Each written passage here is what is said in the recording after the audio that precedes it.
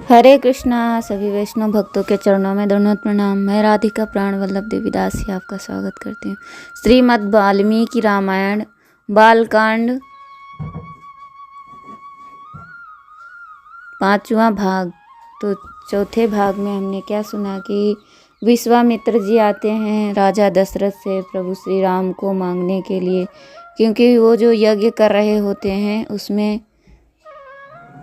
राक्षस लोग बार बार उस यज्ञ को दूषित करते हैं और यज्ञ नहीं करने देते हैं। तो चलते हैं इस कथा श्रृंखला के 5वें भाग की ओर।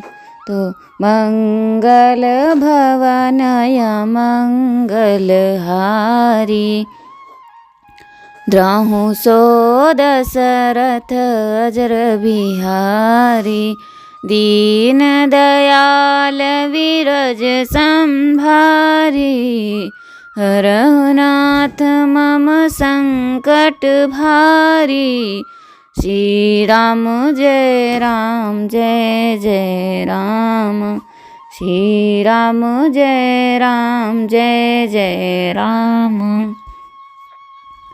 सियापति रामचंद्र की जय, भक्तराज हनुमान की जय। तो हरे कृष्णा। जगतगुरु श्रील प्रभुपाद की जय, अनंत कोटि वैष्णव भक्त वृंद की जय, गुरु महाराज की जय। सरयू नदी के तट पर 12 मील की दूरी तय करने के पश्चात विश्वामित्र रुककर बोले, मेरे प्रिय राम, शुद्धिकरण के लिए जल से आचमन करो। मैं तुम्हें बल तथा अतिबल नामक 2 मंत्र सिखाऊंगा। इन मंत्रों को सीखने के पश्चात तुम वृद्धावस्था एवं थकान के प्रभाव से मुक्त हो जाओगे तथा अतुलनीय बुद्धि और शक्ति प्राप्त करोगे। यद्यपि मुझे ज्ञात है कि ये गुण तुम्हारे में पहले से ही हैं, विद्यमान हैं, तथापि तुम्हारे लाभ हेतु मैं ये मंत्र तुम्हें सिखाना चाहता हूँ। मंत्र ग्रहण करने के पश्चात भगवान राम सहस्त्रों सूर्यों के तेज के समान दैदीप्यमान हो उठे। उन तीनों ने सरयू एवं गंगा नदी के तट पर प्रसन्नता पूर्वक रात्रि व्यतीत की। वहाँ स्थिति ऋषियों के आश्रम को देखकर राम ने उसके विषय में जिज्ञासा की। तब विश्वामित्र ने उत्तर दिया कि यही वो स्थान है जहाँ भगवान शिव ने कामदेव को उस समय भस्म कर दिया जब उन्होंने शिव की समाधि को भंग करने का प्रयास किया। अगले दिन प्रातःकाल विश्वामित्र एवं दोनों भाइयों ने गंगा नदी पार की। नदी पार करते हुए राम ने किसी जल प्रपात का उच्च स्वर सुना, परंतु वहां उस स्वर के सुनाई देने का कोई कारण नहीं दिखाई दिया। विश्वामित्र से इसका कारण पूछने पर उन्होंने बताया कि एक बार ब्रह्मा ने अपने मन से यहाँ एक जल प्रपात का निर्माण किया था। जल का यह स्रोत मानसरोवर के नाम से जाना गया है। सरयू नदी इसी सरोवर से निकलती है और जो स्वर तुम्हें सुनाई दे रहा है वह मानसरोवर से उतरकर गंगा से मिलने वाला जल का स्वर है। हे राम, तुम्हें इस पवित्र स्थान की वंदना करनी चाहिए और इसे प्रणाम करना चाहिए। गंगा के दक्षिणी तट पर पहुंचकर राम ने एक घना निर्जन वन देखा और पूछा, यह निर्जन वन देखने वाले के हृदय में भय उत्पन्न करता है, कृपया इसका कारण बताइए। राम ने विश्वामित्र से यह प्रश्न किया। विश्वामित्र ने बताया, जब इंद्र ने वृत्तासुर नामक दुष्ट राक्षस की हत्या की थी तब उस समय पाप में प्रतिक्रिया के फलस्वरूप वे अपने तेज खो बैठे। इंद्र को उनकी सामान्य अवस्था में लाने हेतु देवताओं ने वेद मंत्रों की शक्ति से युक्त गंगा जल में उन्हें स्नान करवाया। स्नान करवाने के पश्चात उस अशुद्ध जल को देवताओं ने इस स्थान पर गिरा दिया। चूँकि इस धरती ने उनकी पापमय प्रतिक्रियाओं को स्वीकार किया था, अतः इंद्र ने यह वरदान दिया कि भविष्य में यह एक वैभवशाली देश होगा। इस प्रकार यहाँ मलद और करुष नामक 2 राज्य की स्थापना हुई। तत्पश्चात ताटक नाम की एक दुष्ट राक्षसनी यहाँ आई और प्रजा को सताने लगी। यह राक्षसनी सुंद की पत्नी है और मारीच इसी का पुत्र है, जिसका वध करने के लिए मैं तुम्हें यहाँ लेकर आया हूँ। यहाँ के निवासियों को ताटक ने इतना उत्पीड़ित किया है कि सने सने यह स्थान निर्जन हो गया है। मेरे प्रिय राम, तुम आज इस राक्षसनी का वध करके इस देश को उत्पीड़न से मुक्ति दिलाओ। जब तक यह राक्षसनी जीवित रहेगी कोई भी इस वन में जाने का साहस नहीं कर सकता। भगवान राम ने पूछा, हे ऋषि, यदि उचित हो तो कृपया हमें समझाएं कि यह राक्षसनी इतनी शक्तिशाली कैसे बनी। विश्वामित्र ने बताया कि एक बार केतु नामक एक शक्तिशाली यक्ष ने अपनी कठोर तपस्या के फलस्वरूप भगवान ब्रह्मा को प्रसन्न किया। निसंतान होने के कारण सुकेतु ने पुत्र प्राप्ति की इच्छा प्रकट की, किंतु इसके स्थान पर ब्रह्मा ने उसे एक शक्तिशाली पुत्री का वरदान दिया। इस सुंदर कन्या का नाम ताटक पड़ा और युवा होने पर जम्ब के पुत्र सुंद के साथ उसका विवाह हुआ। तत्पश्चात अगस्त ऋषि ने सुंद को मृत्यु का शाप दे दिया। प्रतिकार करने के प्रयास से ताटक एवं उसका पुत्र मारीच ऋषि की हत्या करने के विचार से उनके पास पहुँचे, किंतु अगस्त ने उन्हें माता एवं पुत्र को नरभक्षी राक्षस बन जाने का श्राप दे दिया।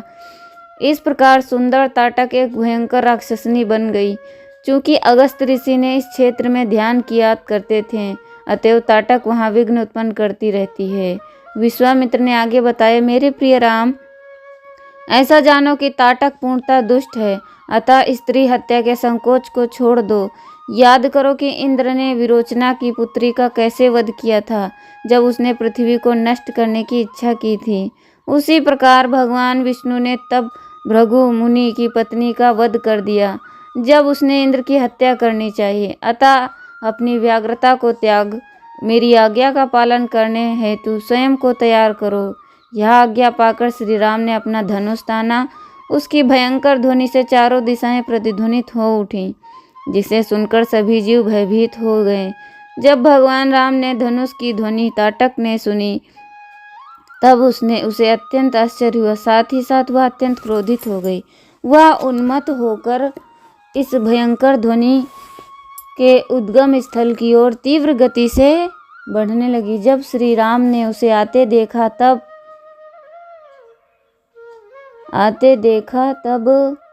राक्षसनी का इतना भयंकर एवं पवित्र हृदय वाले उसे देखते ही अचेत हो जाएं। तथापि चूंकि यह स्त्री है, मैं इसका वध नहीं करूंगा। मैं इसके हाथ और पैर, नाक और कान काट कर छोड़ दूंगा, जिससे यह हानिकारक हो जाएगी। इस प्रकार से अंग भंग हो जाने पर यह और अपराध करने की योग्य नहीं रह पाएगी। आगे बढ़ते हुए ताटक ने धूल की आंधी उड़ाई, जिससे कुछ क्षण के लिए श्री राम और श्री लक्ष्मण देख पाने में असमर्थ हो गए। देखो, यह कितनी भयंकर है कि पवित्र हृदय वाले इसे देखते ही अचेत हो जाएं। तथापि चूंकि यह स्त्री है, मैं इसका वध नहीं करूंगा।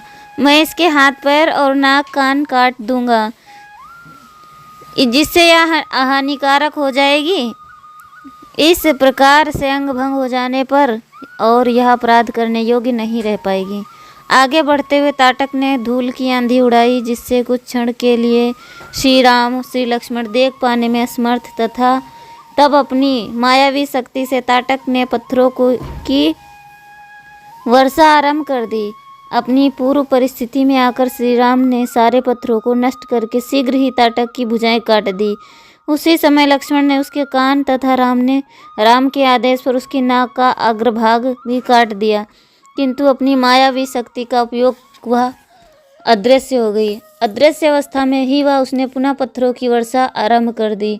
विश्वामित्र ने आधीरता पूर्वक याचना की, हे राम, संधि प्रकाश की बेला आने ही वाली है और इस काल में राक्षसों का पराक्रम अत्यधिक हो जाता है, अतः अपनी यह दयालु प्रवृत्ति त्याग कर ताटक का वध कर दो।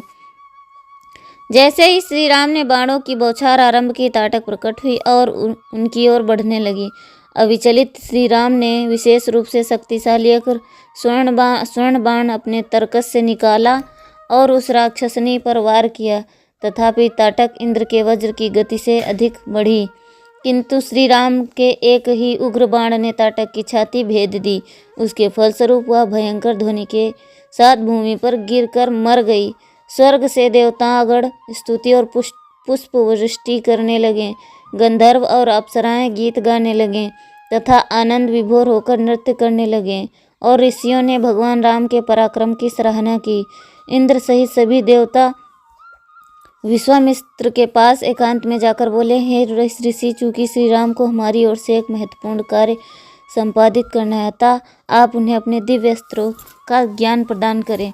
यह कहकर देवता अंतर्धान हो गए और विश्वामित्र, श्री राम एवं श्री लक्ष्मण ने वहां प्रसन्नतापूर्वक रात्रि व्यतीत की। अगली सुबह विश्वामित्र ने दिव्य अस्त्रों का पूर्ण ज्ञान श्री राम को प्रदान किया।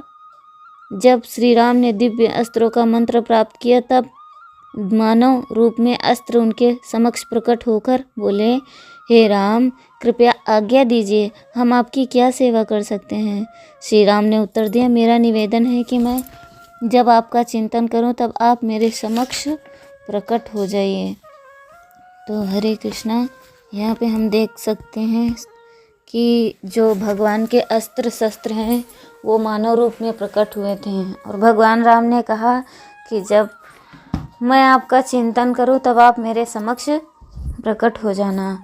तो ये जो भगवान के अस्त्र शस्त्र होते हैं ये मानव रूप में ही प्रकट होते हैं और ये भगवान की लीला में उनका सहयोग करने के लिए आते हैं।